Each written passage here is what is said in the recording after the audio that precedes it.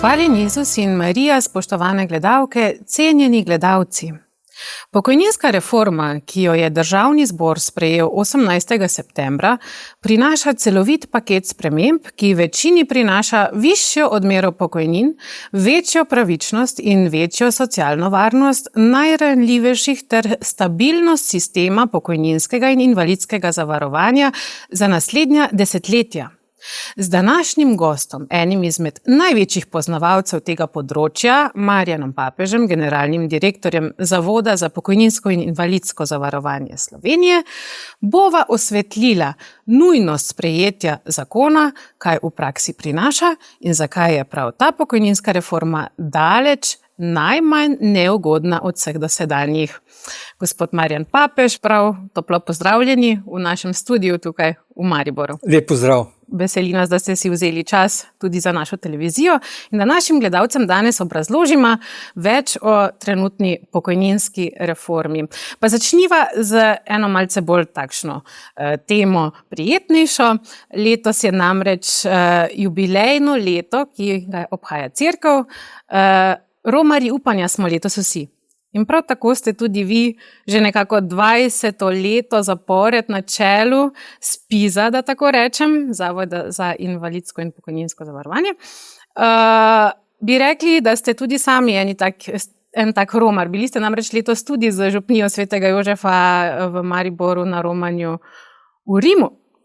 Ja, res je jubilejno leto Romarji upanja. Sva bila z ženo, sva se pridružila, sva imela pa še poseben jubilej, ker pred 40 leti sva se na romanju v Rimu spoznala. Tako da je še to je posebno, se pravi, papež je spoznal ženo v Rimu. Nekako romar pa sem tudi bil v teh 20 letih ali pa še več, prav kot sem generalni, skoraj 40 let delam v zavodu, ker sem poromal iz leta 91 iz Ljubljane v Maribor, se tukaj, se pravi, začel živeti in delati, potem pa leta 2005 pa ponovno odromal v Ljubljano in se 13 let vozil romanje sem in tja, ker ni bilo tako prijetno. Spravi, letos romanje upanja, pravi priimek, tako da je bilo prav, da sva tudi šla z župnijo v Rim in je bilo lepo doživetje, ker je bil ravno takrat smo bili pri maši, ko je bil ustoličen papež. Torej, prav takrat ste bili v Rimu, ko je bila prva maša na trgu svetega Petra. To je pa velik milosten dar, velik poklon, tako če rečemo, ne, tudi milosti. Ja.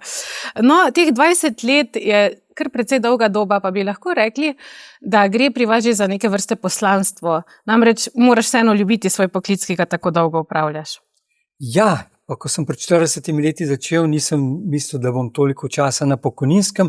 Je eno poslanstvo in pomembno, zelo pomembno področje, tako da Zavod za pokojninsko in invalidsko zavarovanje je ugledna inštitucija, skrbimo, bomo rekli, marsikdo pravi, da smo največji delodajalec, saj konec zadnji delovni dan izplačamo sedaj že preko 700 000 dajatev, tako da pomembno je, ko si na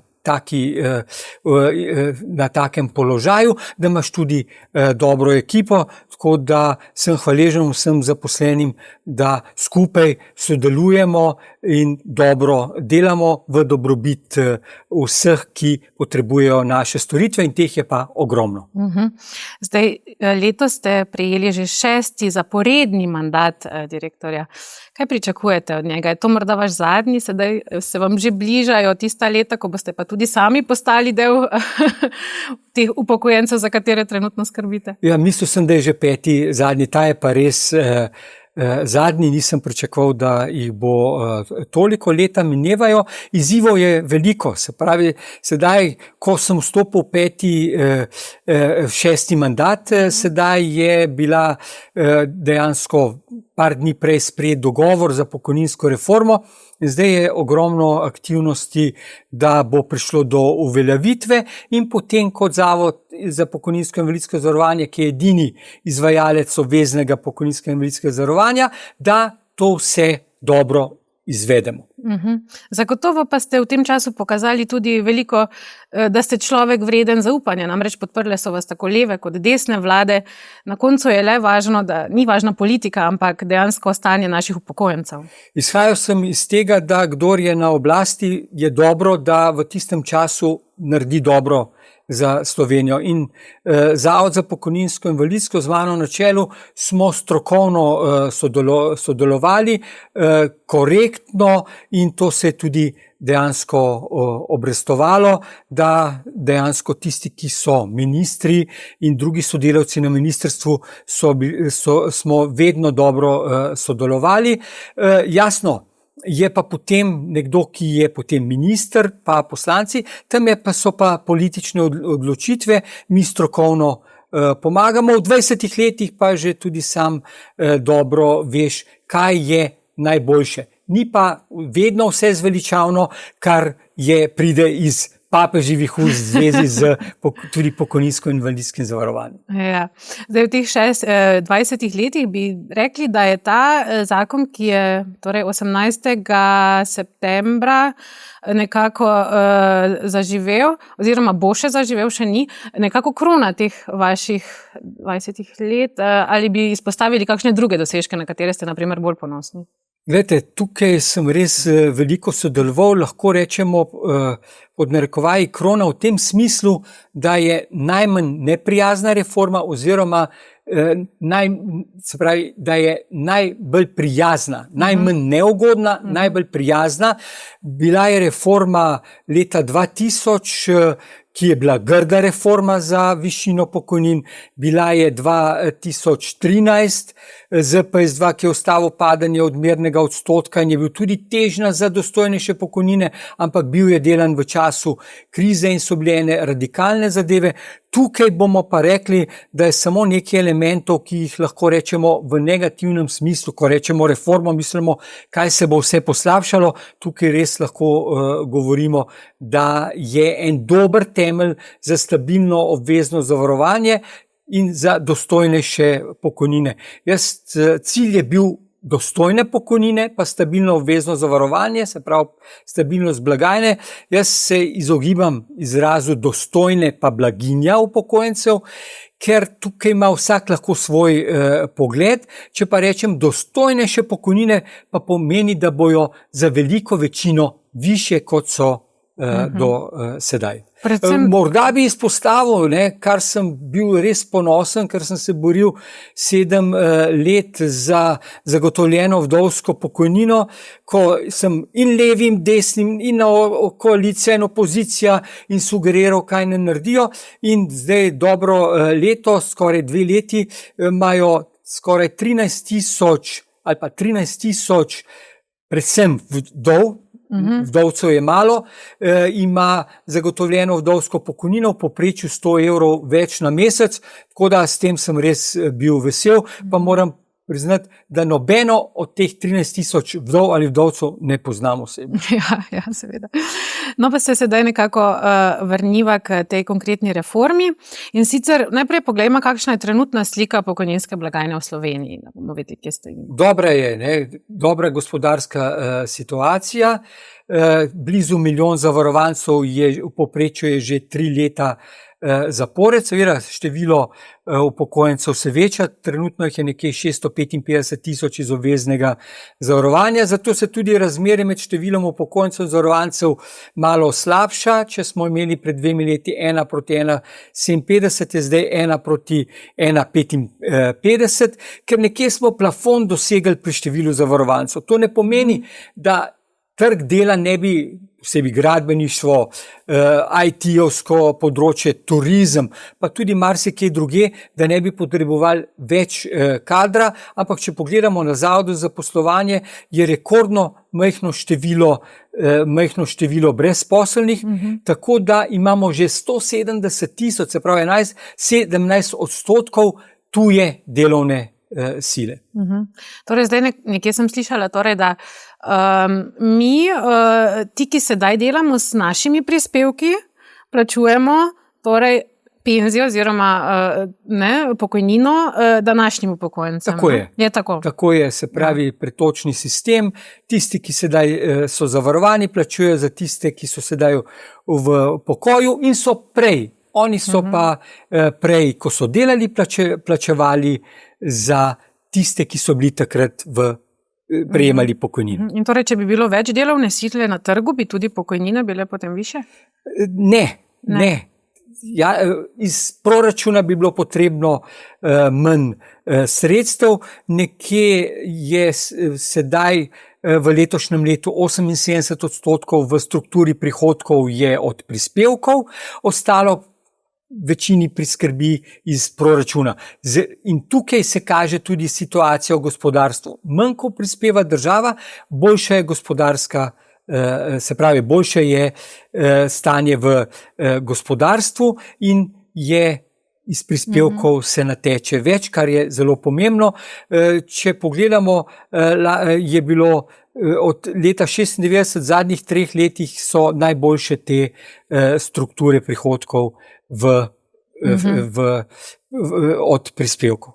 Zakaj pa je prav sedaj tisti pravi čas za izvedbo te reforme? Glejte, prejšnja je bila 2013 bela knjiga, ki je tudi predvidela reforme, bila 2016 in takrat se je nakazovalo, da bi nekje do 2025 pa bilo res potrebno prilagoditev sistema. Prilagoditi se je treba demografskemu prehodu in sedaj je pa to dobra situacija, ker je gospodarsko situacija dobra. Kot sem prej rekel, ko se je leta 2012 delala reforma, je bila kriza in če bi delali sedaj v krizi, pa dobro, da ne bi tako ugodne reforme za dostojne pokojnine dobili, kot jo sedaj. In je potem ni pod pritiskom, kar je izredno pomembno, da te pogoji se bojo spreminjali komaj leta 2028.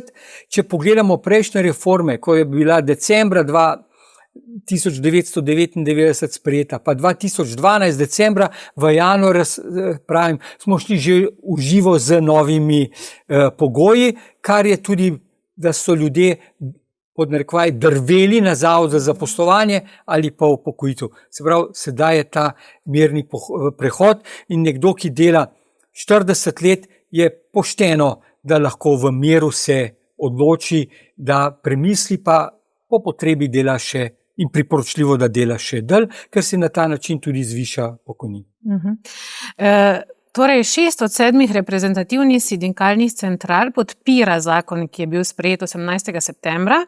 Predstavniki delodajalcev v ekonomsko-socialnem svetu so eni, potem Zveza društev upokojencev Slovenije in Sindikat upokojencev Slovenije, prav tako se z njo strinjajo Mladinski svet Slovenije in Dijaška organizacija Slovenije in tudi vaš zavod. Zdaj sami ste sodelovali pri teh pogajanjih. Kako dolgo so trajala, kakšna so bila, kaj bi rekli, kako bi jih opisali? Dobre pol leta, naporna. Niso bila enostavna.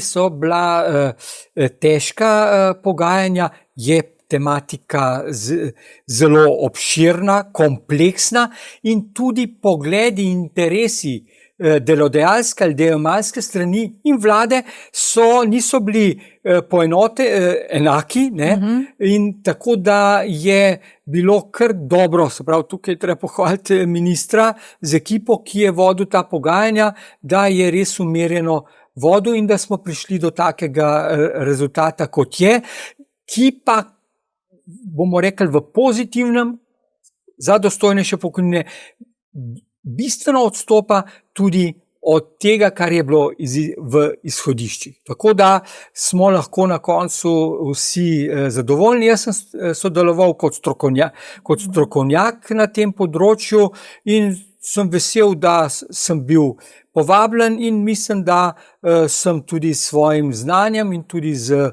sodelavci doprinesel, da je ta zakon tak, kot je. Ni idealen, jasno, to bi bilo malo čudno, da bi idealen, je pa zelo dober. In nekako bazira na kompromisu. Tako je. Pri takih stvareh mora biti kompromis.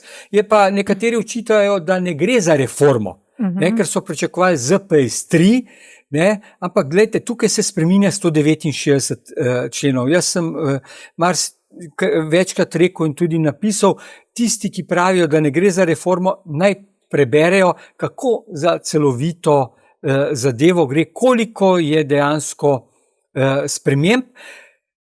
Nekateri očitajo, da je bila, se pravi, da premalo radikalna, da bi mogla bolj poseči v, bomo rekli, v pravice, se pravi, da bi se tudi doba podaljšala iz 40 na 42 let, tako da lahko rečemo, da smo lahko tudi te, ki se bojo upokojevali in te, ki bojo tudi vi, ki boste še doživeli reforme. Zakaj je pomembno? Tudi zaupanje v sistem. Sedaj, če bi bila reforma taka, da bi se pokojnine znižale, bi mladi rekli, ja, čakajte, predno sem omil pokojnine, se bo še dvakrat znižale, to ni tisto, kar si mi želimo. Zdaj je pa en temelj dobro postavljen in tudi, če bojo prišli do kakšnih situacij, ko bo treba kaj poseči, je dobra dejansko osnova za naprej. Za vzdržnost sistema in za dostojnejše pokojnine in pomembno zaupanje v sistem. Torej še enkrat lahko poudarjamo na tej točki, da tistim, katerim bo predvsem se spremenila pokojnina, so tisti za najnižjo pokojnino. Ti bodo dejansko iz tega zakona največ dobili na koncu. Tako je. Največ bojo profitirali, pa bova še potem povedala, zakaj. Torej, tako kot smo že omenila, 18. septembra je bil zakon v Državnem zboru sprejet. Tukaj kot zanimivo zadeva, da sta se tako SDS kot Nova Slovenija glasovanja vzdržala. Se vam zdi to zanimivo? Zakaj? Veste, zakaj ni bilo pričakovati, da bojo za. Ni bilo pričakovati, da bo za. Je bilo pa dobro, da niso bili proti. Pomemben element, po moji oceni, lahko bojo drugi drugače rekli, je pa bilo, da je na odboru sta bila dva vsebinska amandmaja strani opozicije, se pravi od SDS-a pa od NSi, sprejeta. In tukaj je bila tudi tista rešitev, da dejansko niso bili proti. Zdaj, po moji oceni, ne bi bilo pametno biti proti zakonodaji, ki je dobra. Pa bojo volitve naslednje leto, da morda ne vemo, kdo bo prišel na oblast, pa prideš na oblast, pa se moraš z nečem ukvarjati, kar bi že imel, kar ima že pod streho. Tako da je, mislim, da zelo dobra rešitev. No, zdaj pa, gospod Marjan Papež, dajva sedaj konkretno pogledati, kaj ta zakon prinaša. Torej, zaenkrat kot prvo višje pokojnine in pravičnejši izračun. Pomeni, pokojnina bo po novem znašala približno 70% povprečja plač. Zdaj ta odmerni odstotek si bo mogoče zvišati in sicer za ostajanje v aktivnosti, za skrb za otroka v prvem letu ter služenje obveznega vojaškega roka. Bom kar skočil za otroke. Ni več skrbi v prvem letu otrokove starosti, kar je izredno pomembno za te, če so otroci umrli do prvega leta starosti. Če otrok sedaj še to velja, da je tisti, ki so upokojeni otrok umrl v prvem letu otrokove starosti, ni možno znižanja starostne meje, neodmernega odstotka, pa tudi za posvojitelje je bil problem, ker v prvem letu otrokove starosti niso posvojili. Sedaj pa velja lahko po domače povem, za vsakega rojenega otroka, ki je skrbel, in posvojenega. Se pravi, je zadeva tukaj rešena in je zelo ugodno. Jasno prinaša, bom pa še, ravno ko smo pri otrocih, amandma, ki je bil sprejet potem, kot sem rekel, od opozicije, je pomenil, da ni več omejitve pri odmernem odstotku za največ 3 otroke. Sedaj je lahko, prej smo se pogovarjali, ima 9 otrok, bi lahko kvečemu, če bi se on prej upokojil, pa ima še daleč, bi žena imela 3, pa on 3 otroke. Sedaj bo lahko 9 otrok se uveljavili. In tudi že od 1.1. sedaj velja 1,36 za enega otroka, 1,6 odstotne točke, kar pomeni, če rečemo 5 otrok, je to že 8 odstotnih točk, kar ni zanemarljivo. Tako da tukaj je izredno pomembno. Potem je tudi, kar je bilo predvideno najprej pred amandmajem, da ženska ne bo moškemu več mogla dati soglasje za odmerni odstotek, sedaj po amandmaju je to ostalo, se pravi, da če se moški prej upokoji ali če je žena umrla, pa še ni uveljavila pravice do pokojnine, lahko moški dobi tudi soglasjem ta odmerni odstotek. Tako da tukaj je izredno pomembno in bo zelo koristno. Odmerni odstotek za vojaščino, sedaj tega ni bilo, da od 0,8 odstotne točke do 2, odvisno od časa služenja. Je pa treba povedati, nekdo, ki bo uveljavil znižanje zaradi vojaščine, ne bo mogel še odmernega odstotka. Tudi zaradi otrok je pa tudi to ugodnejše. Nekdo, če je imela mati 3 otroke in je enega uveljavila za znižanje, ostala 2 ni mogla uveljaviti za odmerni. Sedaj je ta kombinacija možna. Gremo pa še, zakaj bojo pokojnine višje. Če pogledamo, gremo na tisto, kar so, bomo rekli, da so reformni ukrepi. Podaljšanje referenčnega obdobja je sedanjih 24 na 40 minus 5 let.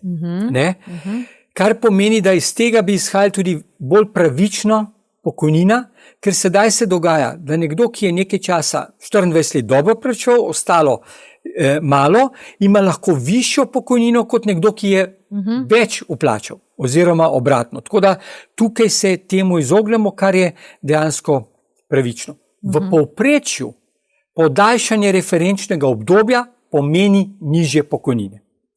Ampak socialni partnerji so se iskali kompenzacijske ukrepe, kje bi bile tiste variante, da bi kakšna obdobja, kjer so nižje plače, nižji plačani prispevki, se drugače ovrednotili.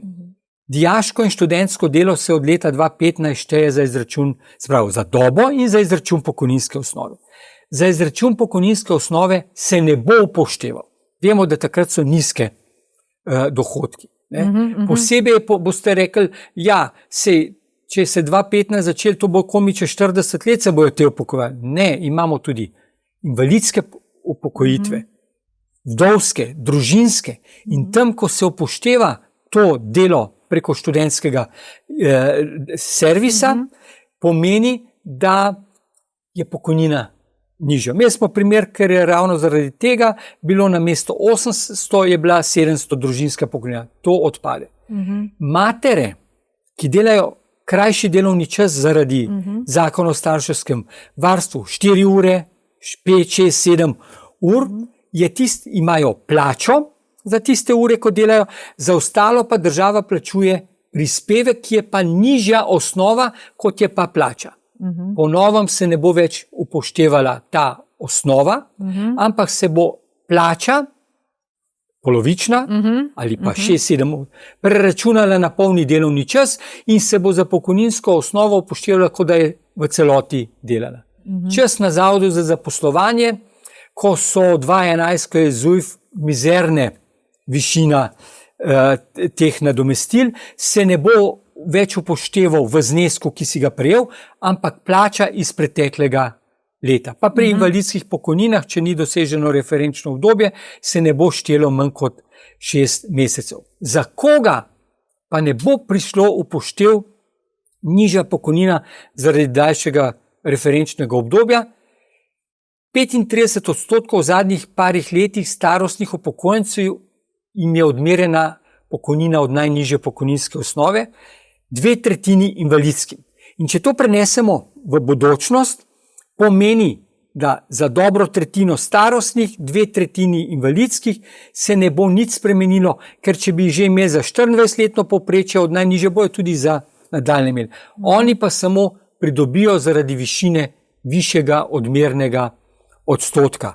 Tako da višji odmerni odstotek, ki bo za trenutno je za 40 let 63,5, po novem od leta 35, prehodno obdobje od leta 28, postopno se bo dvigovalo, bo 70. Kar, jaz sem večkrat že rekel, misija nemogočega. V predlogu vladnem je bil 65,5. Jaz sem mislil, največ se bo na 68, 70. In tiste, ki sem rekel, da bo imeli od najnižje pokojninske osnove, bo pomenilo, da se jim pokojnina poveča od leta 35, prej pa manj, za 10%. In tudi tisti, ki bojo imeli od najvišje pokojninske osnove, teh je malo, tudi podaljšanje referenčnega obdobja, bojo samo pridobili, kar pomeni, zaradi tako visokega odmernega odstotka, pomeni, da bojo skoraj vse pokojnine višje. Razen v primerih, ko je nekdo nekaj časa malo plačal, pa veliko, pa malo, tam pa bo potem lahko tudi prišlo do znižanja pokojnin, kar je pa tudi pravično, ker je bilo dejansko manj uplačano. Se pravi, tukaj so zdaj obdelala to referenčno obdobje, ki je prineslo toliko kompenzacijskih ukrepov, najvišji teh odmerni odstotek 70, da bo za večino, veliko večino bolje. In te, ki imajo odmero od najnižje, bi najraje videli, da bi že naslednje leto bilo 40 minus 5, pa 70, odmerni odstotek 70, ker bi že imeli kar 10% višjo pokojnino. Ampak še enkrat poudarjam, da 2 leti ostanejo pogoji enaki in referenčno obdobje se tudi začne povečevati z letom 28, 24 na 26. Tiste kompenzacijske ukrepe, razen odmernega odstotka, pa začne veljati že s 1.1.26. Že s 1.1. Ja, kako je pa sedaj s pokojninsko dobo? Ta ostaja ista, 40 let. Torej, dvig starostne meje za upokojitev s 60 let na 62 let, to je, kadar je 40 let pokojninske dobe doseženo, in s 65 let na 67 let, kjer gre za vsaj 15 let zavarovalne dobe. No, to je pa tisto najpomembnejše, ker lahko rečemo, brez tega ne bi bilo reforme, podaljšanje starosti, zvišanje starosti iz 60 na 62 let postopno. In nekateri ki rečejo, 2 leti se bomo vsi delali, kakšni celo radi rečejo. Ne drži. Največ 2 leti bo komi leta 2035, tisti, ki so vstopili v zavarovanje z 20 leti. Nekdo, ki je vstopil v zavarovanje z 22 leti, pa do 25 leta se za njih ne bo nič spremenilo. Bo še vedno se brez podaljšanja upokojil. Že ko smo omenili 40 let pokojninske dobe brez dokupa, je sedaj pri starosti 60 let, že sedaj tisti, ki so vstopili v zavarovanje med 15 in 20 letom, morajo delati dlje kot 40 let. Tako da ni tisti aksiom, da bi rekli, vsi 40 dovolj. Ne. Te, ki delajo ki so vstopili v zavarovanje med 15 in 20, morajo delati več. Po novem se bo pa to premaknilo če so vstopili v zavarovanje med 15 in 22 letom. Ampak moramo reči, da vstop v zavarovanje 15, 16, 17 že res redki. Tako da se bo samo premaknilo in še enkrat pravim postopno. Nekdo, ki je vstopil v zavarovanje za 21 leti in je ves čas delal, je polni delovni čas, se mu bo leta 2035 za 1 leto podaljšalo. Ampak kaj je pa tudi pomembno? Nekdo, ki sedaj dela, ki mora delati dlje kot 40 let, ker še nima starosti, se mu tista doba nad 40 let, dokler ne dopolni starosti, vrednoti običajno 1,36 za 1 leto. Sedaj je pa uvedeno, da od 1.1.26, upam, da bo uveljavljeno, dobro kaže, da bo, da bojo kljub temu, da ne bojo dopolnili starosti, se mu 41. leto, 42. štelo po 3% točke. Če gledamo nekdo, ki je zdaj delal 42 let, ker še ni imel starosti, je imel 2,72 odmerni odstotek, ta, ki bo po novem, bo imel 6. Pravi, tudi ta ugodnost je prenešena. In kaj je izredno pomembno. Sedaj poznamo inštitut pokojninske dobe brez dokupa, ki bo veljal še do konca leta 34. Potem pa preidemo na 40 let pokojninske dobe, kar pomeni ugodnejše, ker se bo vsa doba, razen dodane dobe zaradi poklicnega zavarovanja, se šteje v to dobo. In na ta način 2035 odpade predčasna pokojnina, ki sedaj 60 let starosti, 40 let pokojninske dobe, kar bo velika pridobit, če je sedaj -18, največ -18%, če se nekdo predčasno upokoji, in je odbitek trajen, bo takrat prišla v starostno pokojnino. To je bilo tudi že v beli knjigi nakazano, da se bojo dobe izenačile, ampak takrat je bilo predvideno po beli knjigi najmilejši scenarij, da bo 42 let dobe, tako da ostane 40 let. Dajva čisto tako plastično, malo sem se z ljudmi pogovarjala, sedaj recimo vzeti en primer, nekdo je danes letos star 60 let, ima, ne vem, 35 let delovne dobe, kaj to pomeni zdaj za njega? Kdaj se bo on upokojil in kakšno bo potem, pri kolikih letih lahko pričakuje, da se bo upokojil? Ja, pri 65 letih se bo upokojil, ko bo imel 40 let dobe. Če ima pa nekdo zdaj, da je star 60 let, pa ima 39 let dobe, se bo pa čez eno leto. In ta postopen prehod za 3 mesece, pa kom je od leta 82, je res ugoden. Je res ugoden. Od leta 28. Ja, tako je. Ja. Torej, dvig starostne meje bo postopen, to sva sedaj že omenila. Ta drugačen način usklajevanja glede tega tudi, ne, in postopno daljšanje referenčnega obdobja. Kako pa je sedaj zaščita najbolj ranljivih? Torej, prej sva že omenila višje vdovske in družinske pokojnine. Zakaj pravzaprav gre? Greva, ker ste omenili usklajevanje. Usklajevanje pa je, bomo rekli, najpomembnejši element, ki dejansko vpliva na vse že upokojene, in tudi na bodoče. In tukaj tudi se spreminja formula, sedaj je 60, 60 na podlagi porasta plač bruto plač iz preteklega leta, pa 40 na podlagi inflacije. Sedaj bo šlo na 50-50, ampak kaj je pomembno? V predlogu je bilo, se pravi, tudi po dogovoru, da bo 5 let 50-50 in potem postopno do leta 40 na 80-20, to pomeni 80 napram inflaciji, 20 napram plačam, v povprečju to pomeni slabše usklajevanje, kot je do sedaj, in iz tega naslova nižje pokojnine. Tudi ZDUS pa sindikat upokojencev so z dogovorom z vlado, in potem je to potrdil tudi ekonomsko-socialni svet, dogovorili, da se teh 50-50 ohrani do konca leta 34. Pa še ena varovalka je. Ekonomsko-socialni svet mora najmanj vsakih 5 let se sestane in prouči na podlagi vseh elementov, ko vplivajo na usklajevanje pokojnin, kaj pomeni na višino pokojnin, kar pomeni, da lahko pride tudi do spremembe. 80-20 bi bilo komaj leta 45, lejte, to je čez 20 let in to pomeni, da do takrat bo pa tudi že reforma, pa ne pozabimo, kompenzacijski ukrep zaradi drugačnega, slabšega načina usklajevanja pokojnin je zimski dodatek. In k temu zdaj ravno kar prihajava. Tako, to pa je novost, ki ste jo sedaj za to reformo uvedli.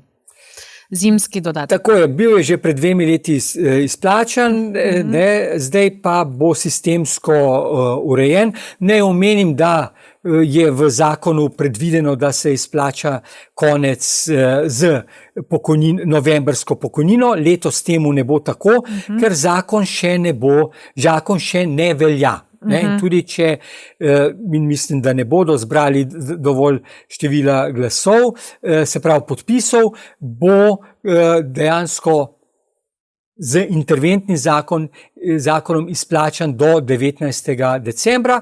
Je pa pomembno, če bo zakon začel veljati, mislim, da je potem to zadeva sistemsko urejena. Ne samo primer povem.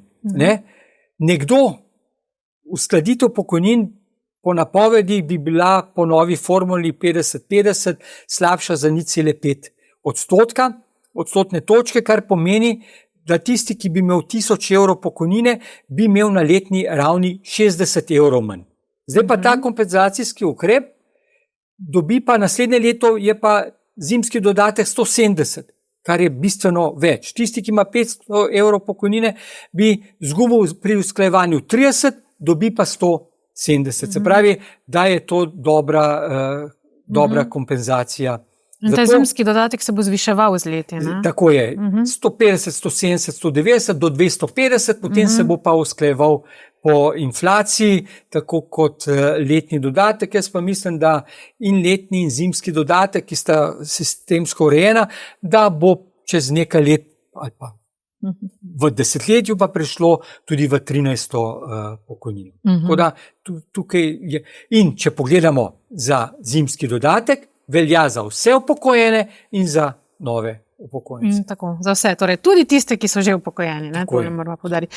Kako je pa z varstvenim dodatkom brez finančnega bremena za otroke, kaj to pomeni? To je pa v zakonu uvedeno, čeprav ne sodi sem, ampak so socialni partnerji sklenili, se pravi predvsem delojemalci, sindikati, da pride v ta zakon, da se ta varovalka naredi, da ni več preverjanja, ali lahko otroci preživljajo za starše, in zelo pomembno, tudi ni pomembna starost pri nekdo, ki je upokojen, lahko pridobi ne glede na starost in tudi lažji dostop do socialno-varstvenih prejemkov. Tako da tukaj je to pomembno.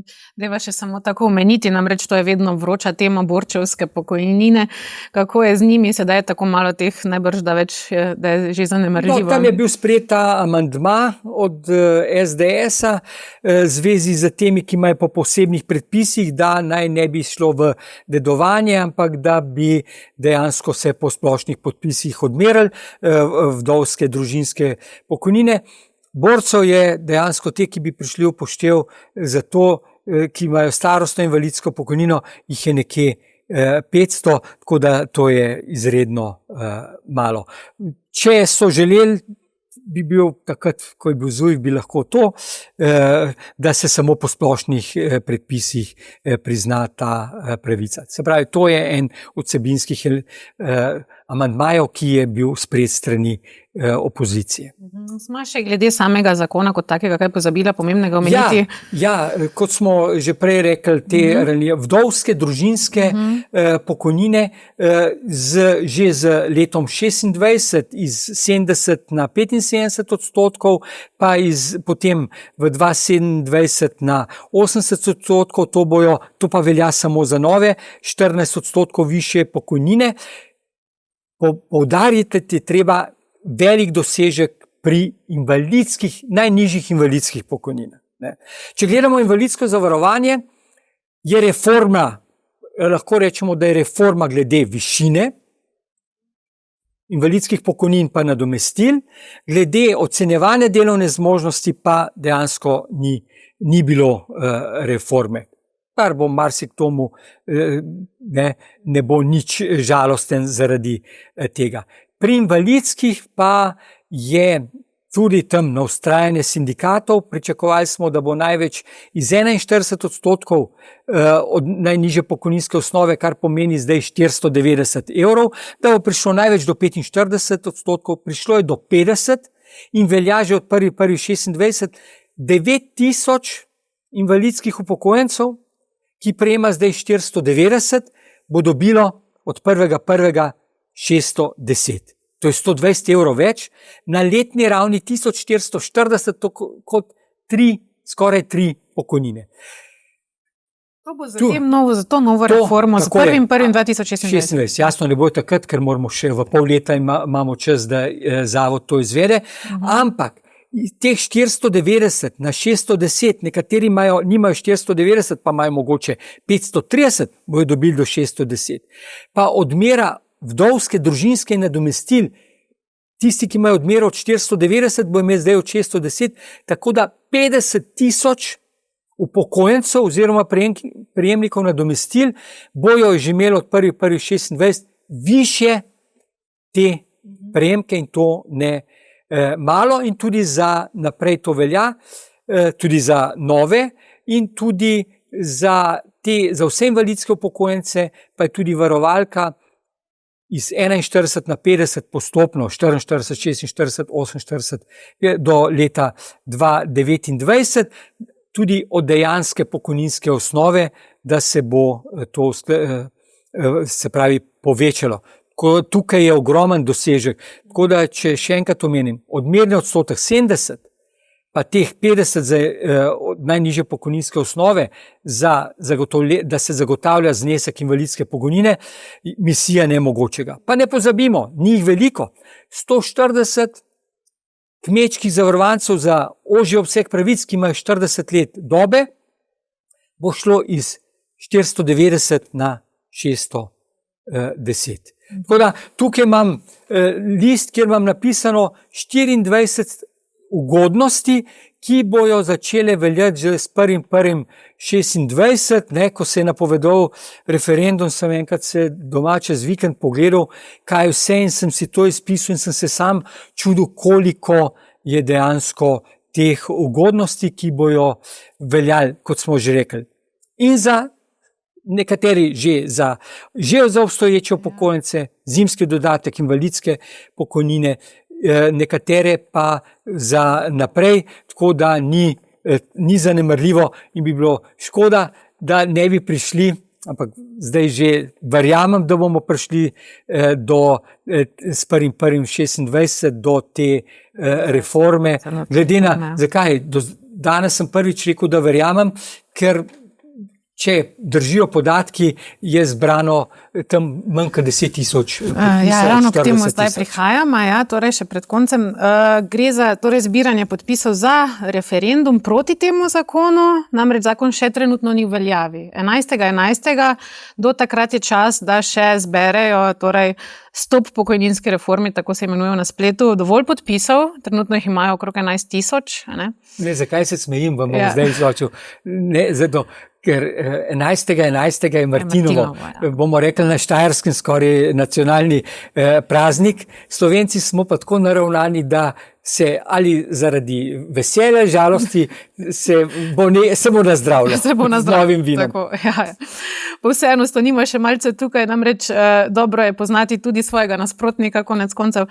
In teh je bilo na začetku veliko slišati, na to pa so se zbrali okrog tako imenovane delavske koalicije. Ni jih bilo veliko slišati na začetku, na to pa so se zbrali okoli tako imenovane delavske koalicije in začeli zbirati referendumske podpise. Torej, zdaj, če jih bo dovolj, jaz predlagam, oni navajajo 5 točk. Dajmo iti skozi teh 5 točk in jasno poglejmo, kako stvar stoji. Torej, prvič navajajo stop kasnejšemu upokojevanju. Pravijo, citiram, pokojnine so že danes prenizke, delovne obremenitve pa previsoke. Oblast hoče, da se bomo upokojevali šele pri 62 ali celo 67 leti, že zdaj pa mnogi komaj zdržimo do 60. leta. Glejte, če se ne podaljša starostna meja, ni reforme. Ker smo rekli, demografija deluje in so potrebne spremembe in tudi vključevanje v sistem, se pravi v aktivno dobo, je kasnejše, kot je bilo. Ko nisva tam omenila iz 65 na 67, v določenem obdobju pa se zavarujejo z 27, 28, 29 let. Ja, da bojo mogli delati do 67 leta, da bo na ta način bo tudi višja pokojnina. Ne more nekdo stopiti v zavarovanje pri 30, pa je stopiti s 35 leti dobe. Je prav, da saj z 37 leti. Tako da tukaj je normalno.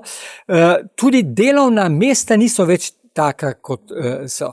Ne bi rekel, če bi šlo na 42 dobe za vse. Bi rekel, ja, je obremenitev prevelika.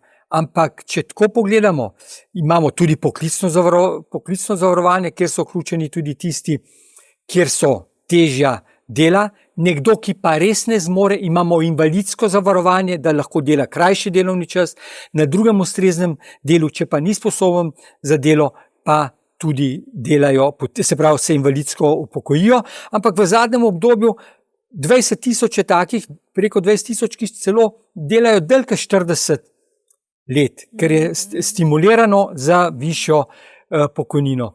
Našteli pa smo, da so posebej za te najbolj ranljive, od najnižje pokojninske osnove pa invalidske upokojence je najbolj poskrbljeno.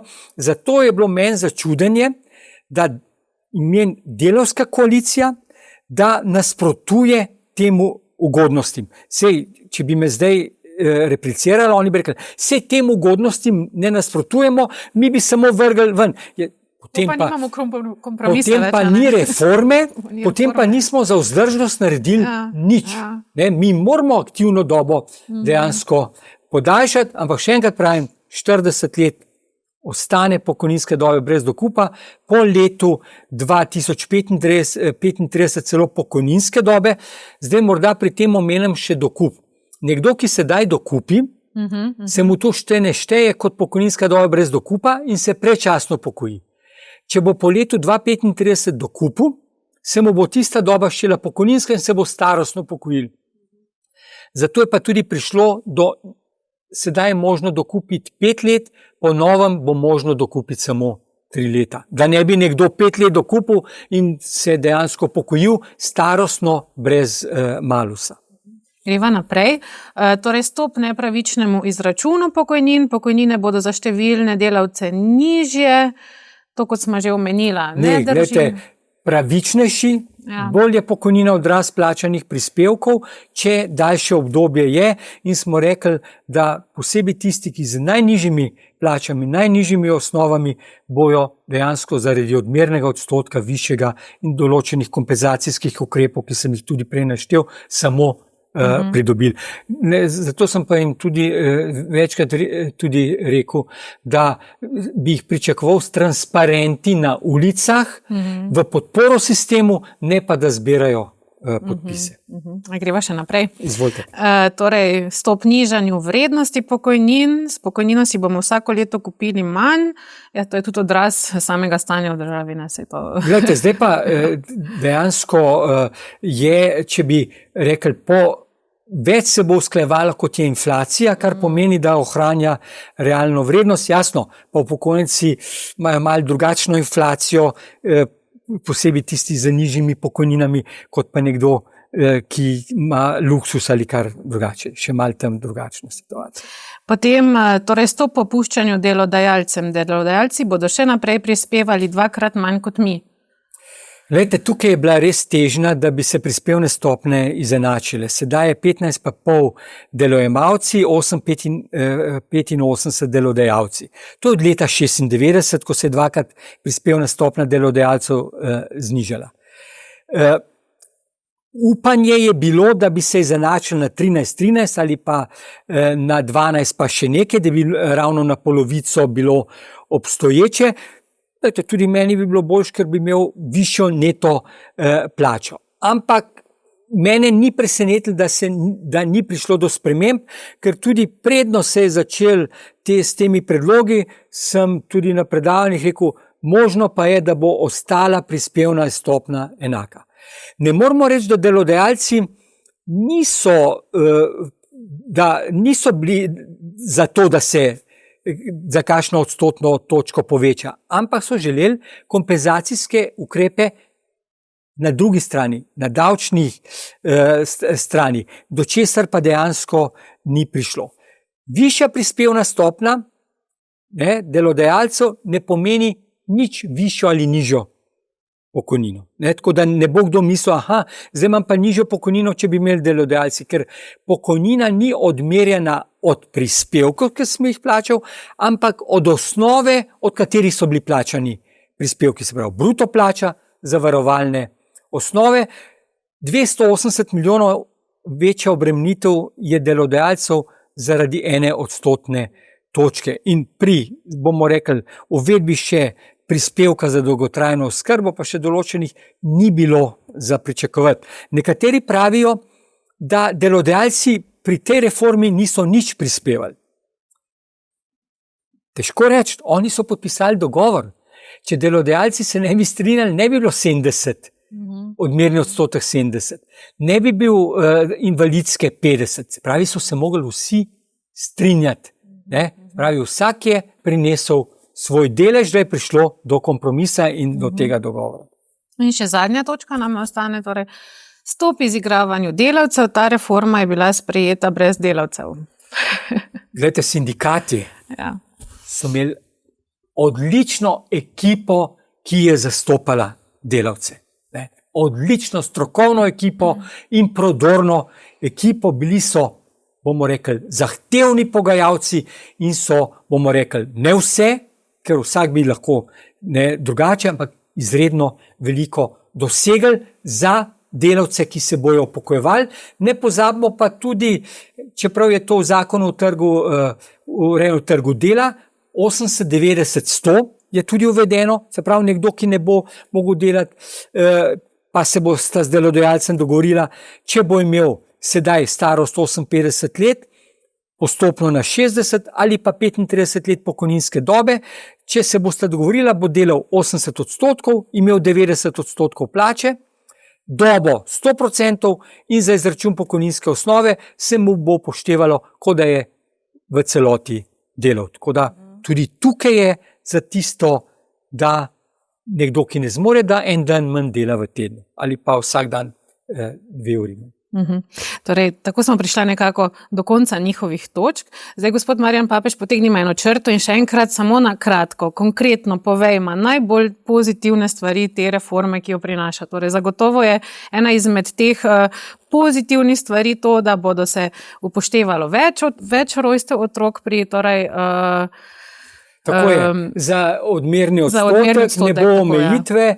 To je ena točka, druga točka. Ampak, se pravi, to je naknadno prišlo not, ampak je pomembno, se pravi, ta odmerni odstotek. Zdaj bomo rekli, za reforma je pomembna, da pridemo do zvišanje starosti, daljšanje referenčnega obdobja, drugačen način usklajevanja pokojnin, vse dejansko prehodno, uskladitev že v letu 26, pogoji in referenčno obdobje, se pravi starost z letom 28 postopno, to so tisti, ki pomenijo za vzdržnost sistema. Na drugi strani pa teh 24, ki so tukaj, ki pa pomenijo ugodnejše pokojnine, kljub podaljšanju referenčnega obdobja bo velika večina upokojencev imela višjo pokojnino, nekateri tudi zaradi ukrepov že sedaj, tako da je tudi za dostojnejše pokojnine bilo ogromno narejeno, več kot je bilo za pričakovati, daleč več kot je bilo tudi v izhodiščih in še enkrat lahko poudarim, daleč najmanj neugodna reforma oziroma prijazna reforma, ki je bila delana v času dobre gospodarske situacije in zato se je lahko prišlo tudi do tega dobrega kompromisa in se že veselim, da bo Zavod za pokojninsko in invalidsko zavarovanje izvajal to reformo. Dobro, vseh svojih. Morda samo še to, nismo najdeli primera v letu 26 pa 27, da bi bilo ugodnejše upokojitev po sedaj veljavni zakonodaji, kar pomeni, da rečemo, že nekdo, ki bi za otroka, če se bo upokojil da izpolni pogoje po stari zakonodaji, po sedaj veljavni, bo imel za enega otroka 1,36. Po novem 1,6, jasno se bo upokojil po novi. Kdor je služil vojaški rok, bo takoj dejansko ugodnejše. Torej, kdo razmišlja o tem, da bi se sedaj upokojil, se mu bolj splača počakati do leta 2026. Dvojna kombinacija je tako, da ugodnejše je upokojitev v letu 26, kdor bi še, če kdo še ni slišal teh novic, naj se ne upokoji konec leta, ampak v začetku naslednjega leta, ali pa ne dela čim dlje, ker bo potem pokojnina višja. Ne pozabimo, tudi 40% starostne pokojnine se dobi 3 leta, pa ugodnejše vrednotenje pokojninske dobe v 3 letih, drugače pa še te vse kombinacije, ko lahko zdravom prideš, da je ugodnejša pokojnina v letu 26 in tudi kasneje. Gospod Marjan Papež, sami ste že tudi dedek, a ne? In slej ko prej bo prišel čas tudi, da se vi upokojite. Vas nekako ste zadovoljni, da boste se najbrž po tej reformi sedaj upokojili?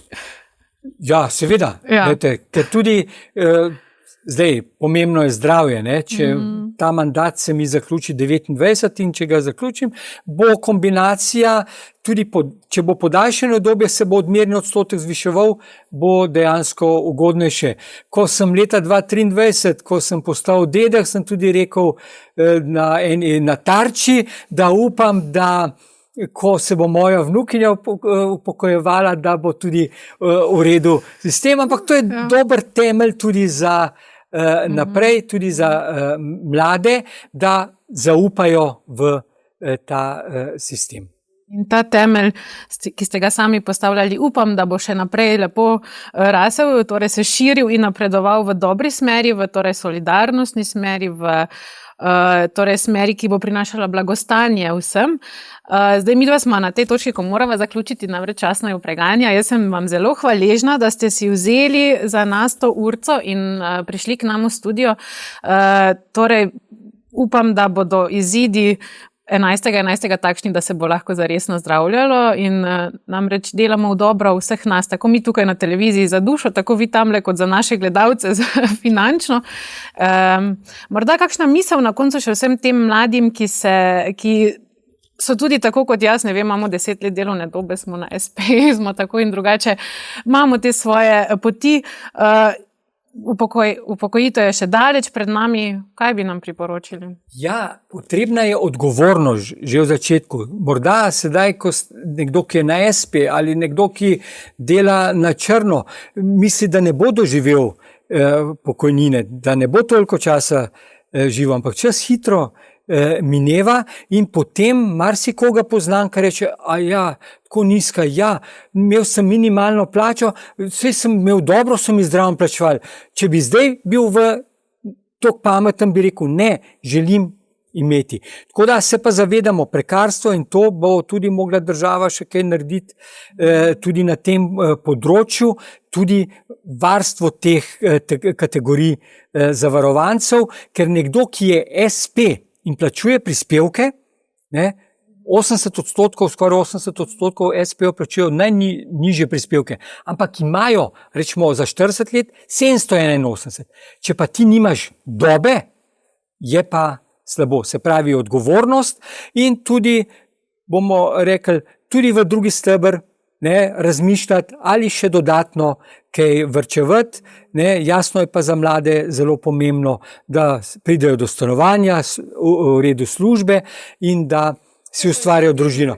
Tako je. Ampak je zelo to pomembno, ampak čas hitro mine in je treba tudi skrbeti za pokojnino. No, seveda še ni prišel vaš čas za pokoj, ampak vseeno vam želim, da čim več časa preživite tudi svojim vnukinjo, če se ne motim, je vnukinja, in svojo ženo, svojo družino, ter veliko uspeha še naprej, in upam, da se izide v dobro vseh nas. Evo, tudi vam se dobro, hvala za povabilo, da čim širši krog ljudi sliši o tej reformi in da je pokojninska blagajna stabilna. Tako, hvala lepa. Prosim.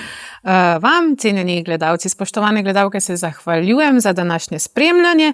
Ostanimo pozorni, glejmo okrog sebe, kaj se dogaja. Edino tako bomo na tekočem in bomo tudi lahko drug drugemu pomagali. Hvala vam za vašo pozornost in do prihodnjič na snidenje.